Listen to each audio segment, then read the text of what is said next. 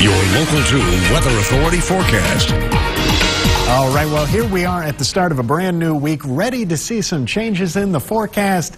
Or not at all, because it's still hot out there. It's just what we saw yesterday. We had record highs on Sunday, and we're seeing another chance for some record heat again today. Unfortunately, the summer-like weather just keeps on churning. Even here we are in mid-October, and we can't quite shake it just yet. Mostly clear and dry conditions out there all across the state, especially here in West Texas. We're not going to be looking at any rain chances anytime soon, but even in spite of that, we're still looking all right as far as that drought monitor goes. Haven't seen any of that drought creep into the viewing area. Typically, we would expect to see some yellows, some oranges, really start to see things getting a little rough out there. I mean, you go back a year ago and we definitely had at least a little bit of that, but we're doing pretty good so far this year. We're actually above average with our rain totals for this time of year, about a quarter to a half inch above average. And even with all the heat that we've been seeing, we're still looking good for the time being.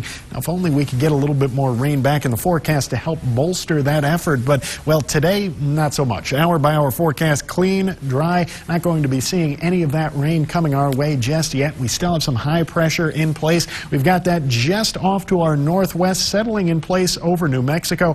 But if you look to the north, you start to see a little something different that we're really waiting on now. It's that cold front stretching through the central part of the country, starting to work its way down bit by bit over the next couple of days. But it's going to take its sweet time. It's not really going to move through until a little bit later on this week. But once it does, we're talking falling temperatures and, well, even a chance we could see a couple of showers later on this week. Unfortunately, still not here yet. Still got to get through a little bit of what we've been dealing with since yesterday, and that means more near record heat. One other thing, hey, our winds are starting to crank up a bit too. 24-mile-per-hour winds over the Guadalupe Pass. Windy, warm, dry. That's why we have elevated fire conditions today in southeastern New Mexico, but it's the heat that really takes center stage. Yesterday, 95 in Midland, 96 in Wink, 97 in Fort Stockton. Today, not much different. We're still looking at mid to upper 90s for those highs on this Monday.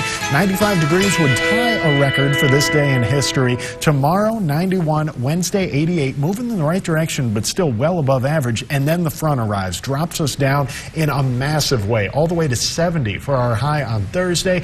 And while we do start to creep back up near this weekend, at least we're starting off in the right sort of frame of mind. A chance for some fall there near the end of the week. And this weekend, not looking too bad, especially compared to what we're going to see today. Average